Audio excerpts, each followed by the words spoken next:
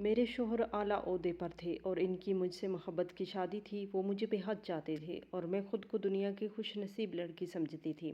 ایک روز میری بچپن کی دوست میرے گھر آئی اور مجھے ایک لفافہ دیا اور چلی گئی۔ جب شوہر گھر آئے تو انہوں نے اس لفافے کو کھول کر دیکھا تو اسی لمحے آگ بگولا ہو گئے اور مجھے طلاق دے دی۔ جب اصل حقیقت مجھے معلوم ہوئی تو میرے ہوش اڑ گئے، کیونکہ یہ کہانی حقیقت پر مبنی ہے اور جن خاتون کی حقیقی زندگی سے تعلق رکھتی ہے انہی کی زبانی بیان کر رہی ہوں۔ چلیے کہانی شروع کرتے ہیں۔ ہم 3 بہنیں تھیں اور ہمارا کوئی بھائی نہ تھا۔ میرا تعلق ایک خوشحال گھرانے سے تھا۔ ہمارے پاس زندگی کی تمام سہولیات میسر تھی اور یوں ہمیں کسی چیز کی کوئی کمی محسوس نہیں ہوتی تھی۔ تانیہ اور میں بہت اچھی سہیلیاں تھیں۔ ہم شروع سے ایک ساتھ ایک ہی کلاس میں پڑھتی تھی۔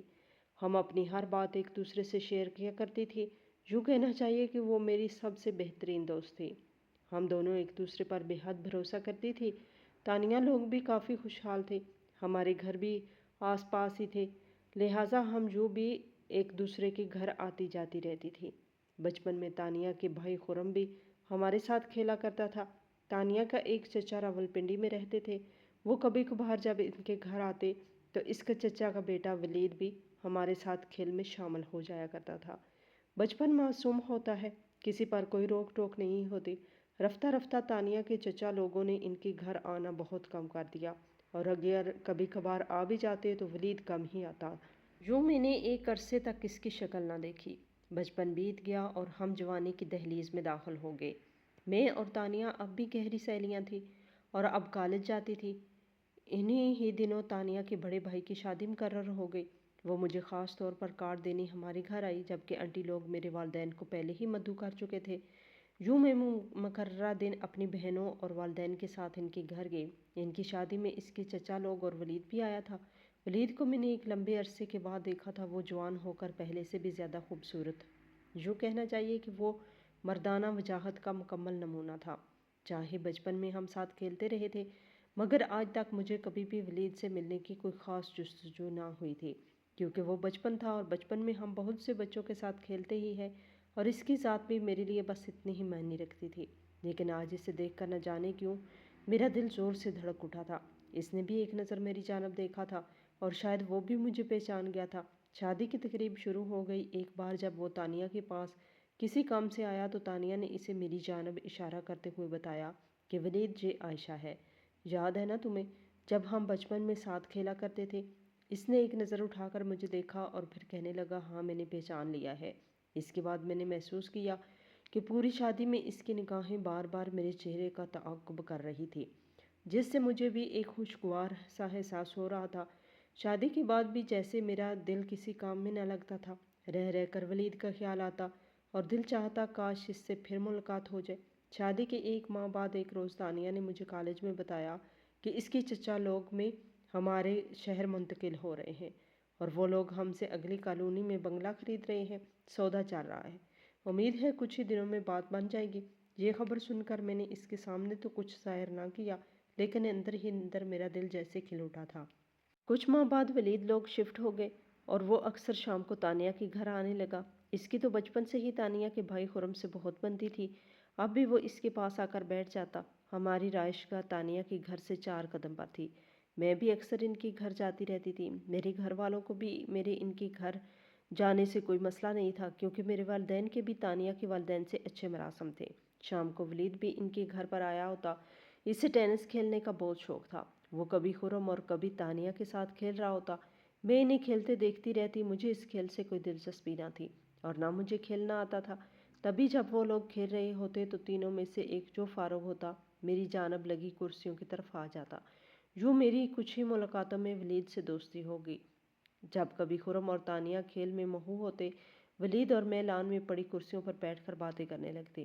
سہانی شام میں موسم کی خوشگواری لان میں کیاریوں میں لگے پھولوں کی خوشبو سے معطر ہو جاتی تھی۔ مجھے اس کے ساتھ باتیں کرنا بے حد اچھا لگتا تھا۔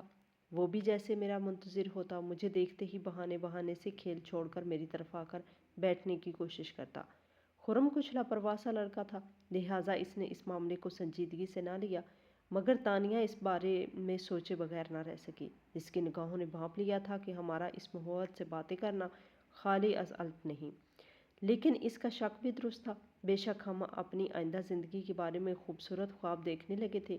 ولید مجھ سے اپنی محبت کا اظہار دبے لفظوں میں کر چکا تھا اور مجھ سے شادی کا خواہشمند تھا۔ تاہم یہ گمان کر رہے تھے کہ ہم دونوں کے سوا کسی اور کو ہمارے دلوں کے معاملے کا علم نہیں۔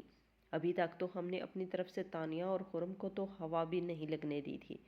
میں جو تانیہ کو اپنی ہر بات بتایا کرتی تھی، لیکن یہ بات اسے بتانے سے گریز کر رہی تھی۔ سوچا کچھ عرصے بعد بتا دوں گی۔ ایک بار اس نے مجھے مذاق میں چھیڑا بھی کہ عائشہ تم آج کل کافی خوش رہتی ہو، اگر کچھ دل کا معاملہ ہے تو مجھے بتاؤ، میں ولید سے تمہاری شادی کرا دیتی۔ نہ جانے کیوں اس وقت میں اس کے سامنے صاف مکر گئی۔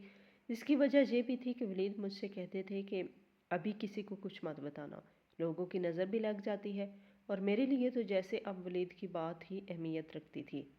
لہٰذا میں نے اسے ٹال دیا کہ ایسا کوئی معاملہ نہیں ہے، لیکن وہ تو جیسے سب پہچان چکی تھی۔ ولید مجھ سے کہتا تھا کہ محتاط رہنا ٹھیک ہوتا ہے، اگر وقت سے پہلے دلوں کا راز فاش ہو جائے تو اپنے دوست سے زمانہ بن کر بیچ میں آ جاتے ہیں۔ تانیہ مجھے خریدنے کی کوشش کرتی اور ولید مجھے اسے کچھ بھی بتانے سے منع کرتا۔ میں عجیب کشمکش کا شکار تھی۔ کالج میں پیپرز ہو رہے تھے اور میں گھر بیٹھ گئی۔ ان دنوں میں نے تانیہ کے گھر جانا بھی کم کر دیا تھا، کیونکہ ولید اب مجھ سے ٹیلی فون پر رابطہ کر لیتا تھا، مگر تانیہ کو بھی جیسے خرید لگی ہوئی تھی۔ ایک روز وہ میرے گھر آئی اور کہنے لگی، کیا بات ہے، تم نے میرے گھر آنا کیوں چھوڑ دیا؟ ولید بھی اب ٹینس کھیلنے میں دلچسپی نہیں لیتا، اس نے اب جیسے کھیلنا ہی چھوڑ دیا ہے۔ کبھی آتا ہے تو خرم کے پاس اس کے کمرے میں ہی بیٹھ کر چلا جاتا ہے اور کسی سے بات نہیں کرتا۔ اس کے خریدنے کے ایسے انداز کو محسوس کرتے ہوئے میں نے ہنستے ہوئے کہا، مجھے کیسے معلوم ہوگا کہ وہ ایسا کیوں کرتا ہے؟ وہ کہنے لگی، تم دوست ہو تبھی تو کہہ رہی ہوں، دیکھو تم مجھ پر بھروسہ رکھو، مجھے سچ بتا دو، اگر تمہارے اور اس کے بیچ کوئی بات ہے تو میں قسم اٹھاتی ہوں کہ میں تمہاری مدد کروں گی۔ تم دونوں ایک ہونا چاہتے ہو تو مان لو، میں تمہاری اس کے ساتھ شادی کرا سکتی ہوں۔ اس نے مجھ پر نفسیاتی دباؤ والا حربہ آزمایا۔ جانتی تھی کہ وہ صحیح کہہ رہی ہے، وہیں ہمارے درمیان راستہ بن سکتی تھی۔ آخر کار اس کو سچ سے آگاہ کر دیا کہ میں اور ولید ایک دوسرے سے محبت کرتے ہیں اور شادی بھی کرنا چاہتے ہیں۔ وہ میرے بچپن کی دوست تھی، کیسے اسے دھوکے میں رکھ سکتی تھی اور آخر کب تک چھپا سکتی تھی؟ اب مجھ سے مزید اس سے بتائے بغیر رہا نہ جاتا تھا۔ اس نے بھی میرے اعتبار کو قائم رکھا، لیکن ولید کو جب میں نے بتایا کہ میں تانیہ کو بتا چکی ہوں تو اسے برا لگا۔ وہ اب بھی مجھ سے یہی کہتا تھا کہ جو تم نے اسے بتا دیا ٹھیک، لیکن آگے سے اس سے محتاط رہو، میں تانیہ کو تم سے زیادہ جانتا ہوں، ڈر ہے کسی روز وہ ہمیں سب سے کے سامنے رسوا نہ کر دے۔ اور میں اسے آگے سے کہتی کہ میں اسے آپ سے زیادہ جانتی ہوں، کیونکہ وہ میری بچپن سے دوست ہے، ہم ہمیشہ سے اپنی ہر بات ایک دوسرے کو بتاتے آئے ہیں، نہ جانے آپ اس کے بارے میں ایسا کیوں سوچتے ہیں۔ وہ آگے سے کہتا کہ وہ اگر اچھی دوست ہے تو نقصان بھی بہت زیادہ پہنچا سکتی ہے۔ ولید کی اس کے متعلق منفی باتوں پر مجھے دکھ ہوتا، لیکن میں ابھی تک نہیں جانتی تھی کہ آخر اس کے پیچھے کیا وجہ ہے۔ میں اس سے کہتی، جانے کیوں تم تانیہ سے اتنے بدگمان ہو، میں تو اس کے بارے میں سوچ بھی نہیں سکتی کہ وہ کسی دن مجھے آپ کے بقول گھڑے میں دھکیل سکتی ہے۔ انہی دنوں ہمارا نیا گھر بن گیا جو تانیہ کے گھر سے دور تھا۔ میرے ابو چاہتے تھے کہ ہم سب اس گھر میں شفٹ ہو جائیں اور اس گھر کو کرائے پر چڑھا دیں۔ یوں ہم لوگ اس نئے گھر میں شفٹ ہو گئے۔ اب ولید کا وہاں آ کر مجھ سے ملنا ممکن نہ تھا، میں اسے اپنے گھر بلا سکتی تھی اور نہ کہیں باہر مل سکتی تھی۔ تانیہ کے گھر کے علاوہ کہیں جا بھی نہیں سکتی تھی، کیونکہ اس کے گھر جانے پر میرے والد کو کوئی اعتراض نہ تھا، لیکن وہ مجھے کہیں جانے کی اجازت نہیں تھی، جبکہ ولید چاہتا تھا کہ تانیہ ہمارے معاملے سے بے خبر رہے۔ خیر اب جب مجھے تانیہ کے گھر جانا ہوتا، ابو ڈرائیور کو کہتے کہ تانیہ کو چھوڑ آؤ، اور خطوط اور ٹیلی فون کا دور تھا۔ ان دنوں موبائل فون نہ تھے اور ٹیلی فون بھی ہر گھر میں نہیں ہوتا تھا۔ ہمارے پچھلے گھر میں ٹیلی فون تھا، مگر اب نئے گھر میں ابھی تک نہیں لگا تھا۔ یوں میں نئے گھر جاتے ہی ولید سے کوسوں دور ہو گئی تھی۔ اب صرف تانیہ ہی میرے لیے امید کی کرن رہ گئی تھی۔ میں اسے پہلے ہی اپنا رازدار بنا چکی تھی۔ جیسا کہ اس نے کہا تھا کہ ولید کو پانے کے لیے وہ میری مدد کر سکتی ہے، سو اس کی مدد لینی پڑ گئی۔ اب میں اسی کے ذریعے ولید کو پیغام بھجواتی کہ فلاں دن تانیہ کے گھر آ جانا، میں بھی آ جاؤں گی۔ یوں اس کے واسطے سے ہم مل پاتے تھے۔ ہم دونوں ایک دوسرے کو بے حد چاہنے لگے تھے۔ جب ملاقات ہوتی تو جاتے وقت ہم دونوں ہی اداس ہو جاتے کہ اب اگلی ملاقات 5 یا 6 دن یا پھر ہفتے بعد ہی ہوگی۔ وہ مجھ سے ہر بار کہتا کہ کب تمہارے گھر میں فون لگے گا، میں تمہاری آواز روز ہی سننا چاہتا ہوں۔ مجھے اب عادت پڑ چکی ہے اور میں آگے سے کہتی، ابو آج کل کچھ بیمار ہیں، وہ کہہ رہے ہیں 1-2 مہینے میں لگ جائے گا۔ کتنے ہی دن ہم اس پھول کی خوشبو کو چھپاتے رہے تھے جو کہتے ہیں چھپائے نہیں چھپتی۔ تانیہ میری حوصلہ افزائی میں آگے آگے تھی، کہتی تھی کہ اگر تم میرے کزن کو پسند کرتی ہو تو کیا ہوا، یہ دل کا رشتہ ہے، اس پر کسی کا بس تھوڑی نہ ہوتا ہے۔ تم دیکھنا میں ولید کے ساتھ مل کر چچا چچی کو راضی کر لوں گی، اپنی امی کو بھی مدد کے لیے منا لوں گی، وہ بھی تمہارا رشتہ ولید سے کروا دیں گی۔ تم فکر مت کرو، پہلے تم میری دوست تھی اور اب تم ہمارے خاندان میں آ جاؤ گے تو مجھے دلی خوشی ہو گئی۔ اگر تمہاری بھی شادی کہیں اور ہو جاتی ہے اور میری بھی کہیں اور، تو شادی کے بعد نہ جانے ہماری پہلے کی طرح ملاقاتیں بھی ہو پاتی کہ نہیں، مگر اب جب تم ہمارے خاندان میں آ جاؤ گی تو ہم ہمیشہ ایک ساتھ ہی رہیں گے اور ہماری دوستی بھی ہمیشہ قائم رہے گی۔ اور پھر ہم دونوں ہی خوشی سے مسکرا دیتی۔ میں اپنی اور ولید کی ہوئی ایک ایک بات اسے بتانے لگی۔ اسے خط لکھ کر دیتی کہ ولید کو دے دینا اور وہ میرا خط اس تک پہنچا دیتی، لیکن نہ جانے کیوں اس بات کی مجھے سمجھ نہ آتی کہ ولید ابھی تک خدشات میں گھرا تھا۔ اس کو تانیہ پر قطعی اعتماد نہ تھا، خدا جانے کیوں وہ اس کو میرا اور اپنا خیرخواہ نہیں سمجھتا تھا، اور اب بھی اس کے ساتھ ہمارے معاملے میں سرد رویہ رکھتا تھا۔ میرے خط کے جواب میں خط لکھ کر اس کے حوالے کرنے سے گریزاں تھا، حالانکہ میں خط میں لکھ کر بھیجتی تھی کہ جواب لکھ کر تانیہ کو دے دینا، وہ مجھے پہنچا دے گی، لیکن وہ ایسا نہ کرتا۔ تانیہ مجھ سے محبت کرتی تھی اور مجھے ولید کے اس کے بارے میں منفی باتیں کرنا بری لگتی تھی کیونکہ وہ میرے ساتھ مخلص تھی، لیکن ولید خواہ مخواہ ہی مجھے اس سے محتاط رہنے کو کہتا تھا۔ تانیہ نے آج تک میری کوئی بھی بات اپنے گھر تک نہ پہنچائی تھی۔ میرے لکھے خطوط وہ بطور امانت ولید کو پہنچا دیتی تھی۔ انہی دنوں ولید کی ملازمت ایسے محکمے میں ہو گئی کہ اس کو ملک کے دوسرے حصے میں بھی جانا ہوتا تھا، جس کو اس وقت مشرقی پاکستان کہا جاتا ہے۔ جب کبھی وہ وہاں ہوتا میں بہت اداس ہوتی۔ ان دنوں مشرقی پاکستان میں روز روز کے ہنگامے اور فساد شروع ہو چکے تھے، آئے دن وہاں سے بری بری خبریں سننے کو ملتی تھی۔ میں بھی ولید کے لیے پریشان رہتی تھی۔ ایک انجانا سا ڈر مجھے خوفزدہ کر دیتا تھا کیونکہ وہاں رفتہ رفتہ حالات مزید خراب ہوتے جا رہے تھے۔ میں اسے وہاں جانے سے روک بھی نہ سکتی تھی کہ ڈیوٹی تو ڈیوٹی ہوتی ہے۔ ایک روز ولید کے والدین ہمارے گھر آئے اور میرے والدین سے میرا رشتہ طلب کیا۔ کچھ سوچ بچار کے بعد میرے والدین نے بھی اس رشتے کو قبول کر لیا۔ اس رشتے سے ہم دونوں ہی بہت خوش تھے۔ یوں ولید کی کوشش سے میرا رشتہ اس سے طے ہو گیا۔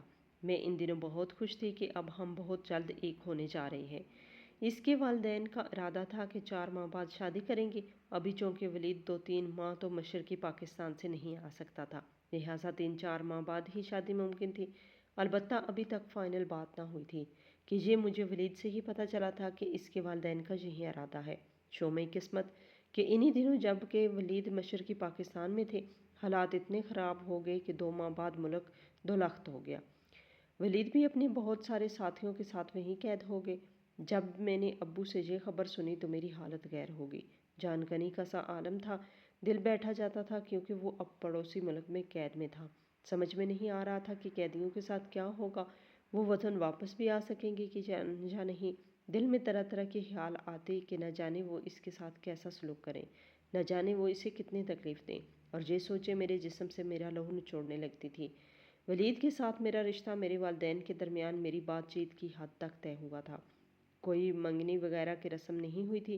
3 ماہ گزر گئے مگر ولید کا کچھ اتا پتہ نہ چلا۔ وہ وقت کیسے بیتا میں بیان نہیں کر سکتی۔ میں سب سے بڑی بہن تھی۔ میرے ابو کا کہنا تھا کہ میں بیمار ہوں اور بیٹیوں کے فرض سے سبکدوش ہو جانا چاہتا ہوں۔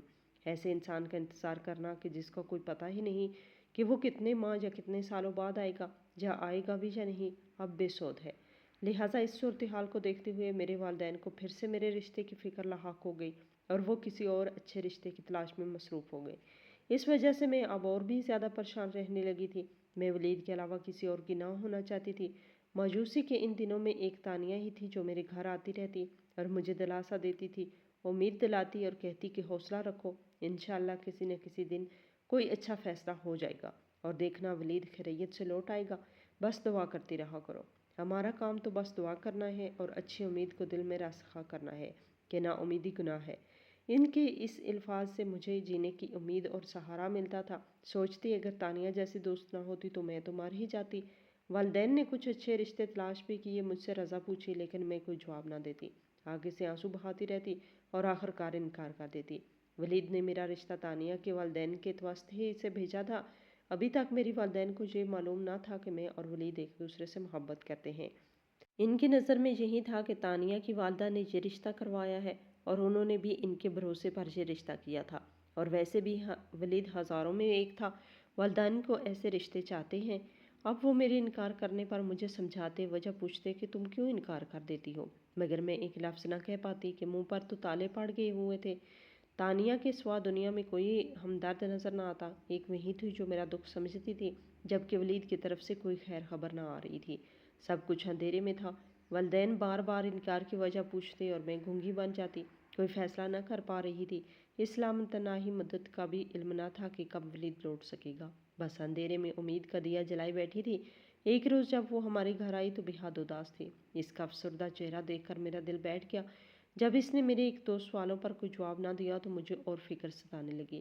میں نے اسے کہا، خدارہ تانیہ، جلد بتاؤ، ولید کے بارے میں خیر کی خبر ہے نا؟ اس نے نفی میں سر ہلا دیا اور منہ سے کچھ نہ بولی تو میں نے اسے جھنجھوڑ ڈالا۔ تانیہ، خدا کا واسطہ ہے تمہیں، میری جان نکل جائے گی، پلیز مجھ سے کچھ مت چھپانا، مجھے بتاؤ کیا بات ہے، تم کیوں اس قدر افسردہ ہو؟ تب اس نے لب کھولے اور کہنے لگی، کیسے بتاؤں عائشہ، مجھ میں حوصلہ نہیں۔ کیمپ سے کسی نے اطلاع بھجوائی ہے کہ وہاں گولی چلی تھی اور ولید شہید ہو گیا۔ اس نے یہ خبر سن کر میرا دل ویران ہو گیا۔ روح کے اندر امید کا ٹمٹماتا چراغ بھڑک کر گل ہو گیا۔ آنکھوں سے آنسو بہنے لگے۔ تانیہ مجھے گلے سے لگا کر دلاسے دینے لگی۔ کافی دیر وہ میرے پاس بیٹھی رہی اور بالآخر اپنے بھائی کے آنے پر مجھے صبر کی تلقین کر کے چلی گئی، مگر اب اداسی میرا مقدر بن چکی تھی۔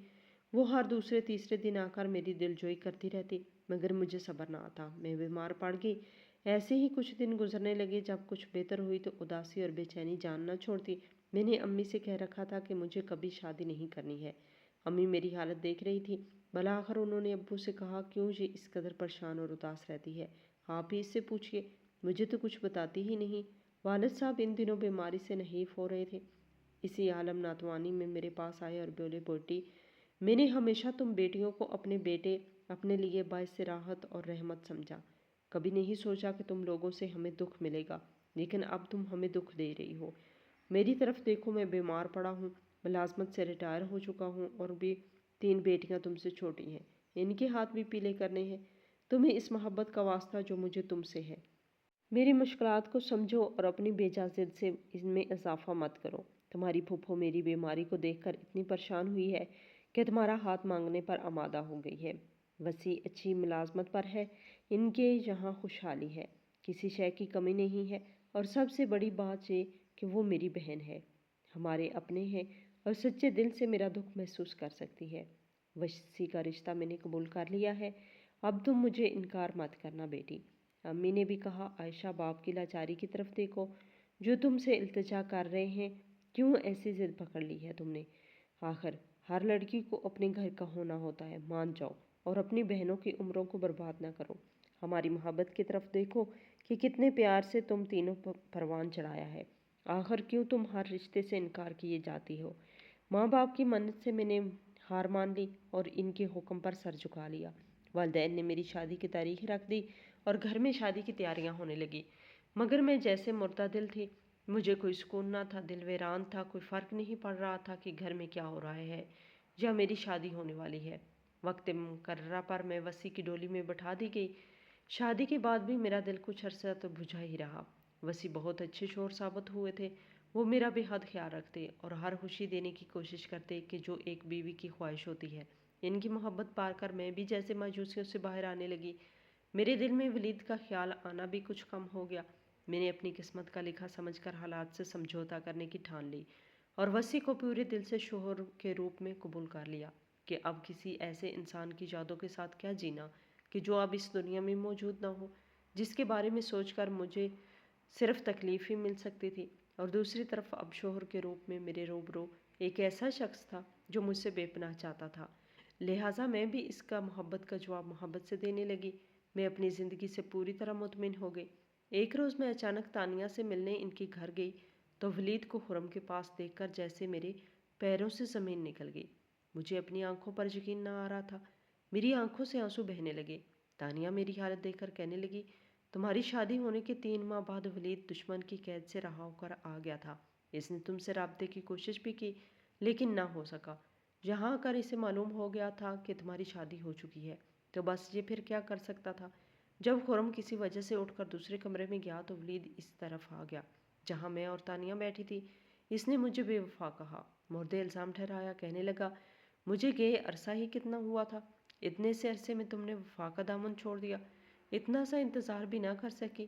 محبت کرنے والے تو عمر بھر انتظار کرتے ہیں، تم نے مجھے ایک خط تک نہ لکھا، میں نے تمہیں کتنے خط لکھے مگر تم نے کوئی جواب ہی نہ دیا، مگر اب کیا ہو سکتا تھا؟ آنکھیں صرف آنسوؤں سے ہی اس کی ہر بات کا جواب دے رہی تھی، زبان نے ساتھ نہ دیا۔ تانیہ کے چہرے کا اس وقت رنگ اڑا ہوا تھا، وہ جیسے اس کوشش میں تھی کہ یا تو ولید اس وقت یہاں سے چلے جائے یا پھر میں چلی جاؤں۔ میں اسے کیا بتاتی کہ تانیہ نے تمہاری شہادت کی خبر دی تھی، کیا بتاتی کہ اس نے ہی میری اور تمہاری تقدیر کو بدل دیا تھا، کیسے کہتی کہ تم صحیح تھے، تم نے کہا تھا کہ اس سے محتاط رہو، یہ نقصان پہنچا سکتی ہے، تانیہ پر بھروسہ مت کرو۔ خیر اس کے جانے کے بعد میں نے تانیہ سے بس اتنا کہا کہ یہ تم نے کیا کیا، میں نے اور اس سے کوئی بات نہ کی اور گھر چلی آئی۔ اس دن تانیہ میری گھر آئی اور مجھے ایک لفافہ دیا جس میں میرے لکھے ہوئے چند خطوط تھے۔ وہ کہنے لگی عائشہ یہ تم اپنے ہاتھوں سے جلا دو، میں دل سے تم سے معافی چاہتی ہوں کہ تمہاری یہ امانت، یہ خطوط ولید کو پہنچانے سے رہ گئے تھے۔ میں تمہاری شادی سے پہلے ہی تمہیں یہ بتا دینا چاہتی تھی مگر میں نے اس لیے تمہیں نہ بتایا کہ تم اور زیادہ دکھی ہو جاؤ گی، تمہیں ایسے وقت پریشانی سے ہمکنار نہ کرنا چاہتی تھی جب تم ولید کے لیے پہلے ہی افسردہ تھی۔ گویا وہ مجھ کو سمجھا رہی تھی اور اس کو اس کوتاہی پر مورد الزام نہ ٹھہراؤں۔ یہ سب کچھ حالات کی وجہ سے ہوا ہے اور میں نے تم سے کوئی جھوٹ نہیں بولا تھا۔ ہم سب کو ولید کی طرف سے یہی اطلاع ملی تھی کہ وہ شہید ہو گیا ہے۔ میں نے جو بھی سنا تمہیں بتا دیا اور یہ بات سچ ہی کہہ رہی تھی کیونکہ اس کی امی نے بھی میرے والدین کو یہی بتایا تھا کہ وہ شہید ہو گیا ہے۔ اس نے جان بوجھ کر میری بربادی کا سامان نہیں کیا تھا۔ ہے کاش وہ ان خطوط کو خود تلف کر دیتی، مجھ کو گھر لا کر نہ دیتی، میرے دل کے زخم نہ اکھڑتے۔ میں نے لفافہ ہاتھ میں پکڑا اور چلی گئی تو بجائے اس لفافے کو تلف کرنے کے میں نے اس کو کھول لیا اور دیکھنے لگی کہ کون سے خطوط تانیہ کے پاس رہ گئے تھے جو اس نے ولید کو نہ دیے تھے۔ میں نے ان میں کیا لکھا تھا۔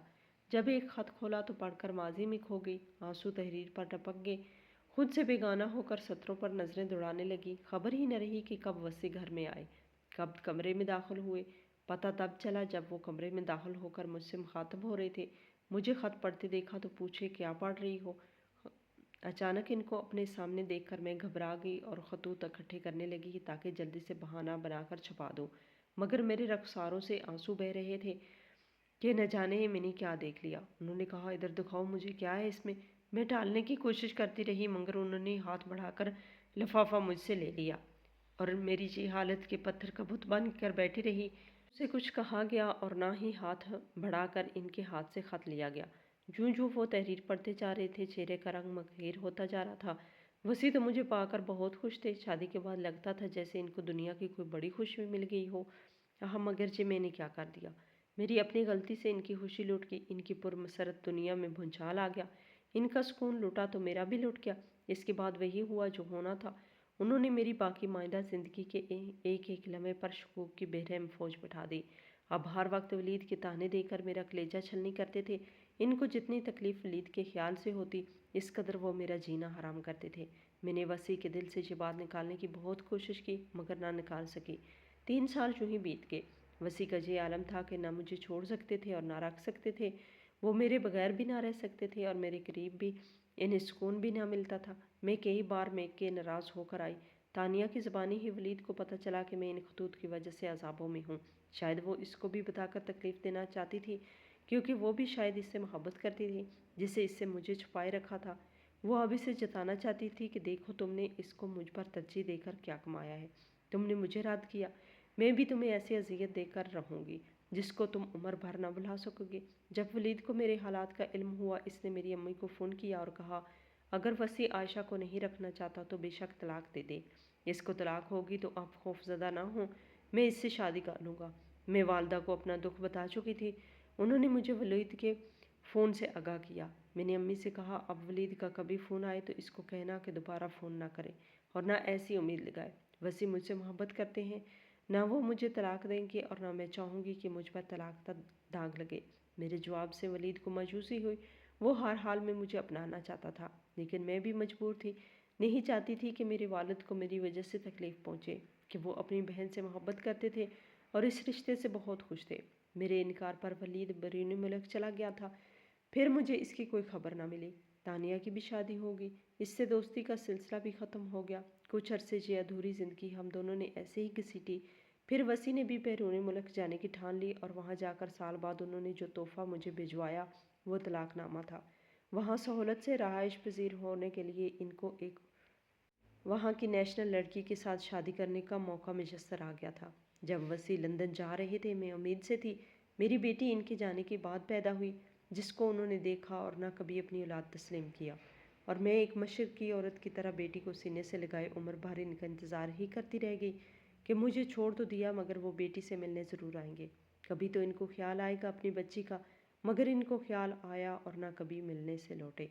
آج تک میری بیٹی یہ حسرت ہے کہ ایک بار تو اس کا باپ اس سے ملنے آتا اور وہ باپ سے مل سکتی، لیکن اس کی یہ حسرت پوری نہ ہوئی۔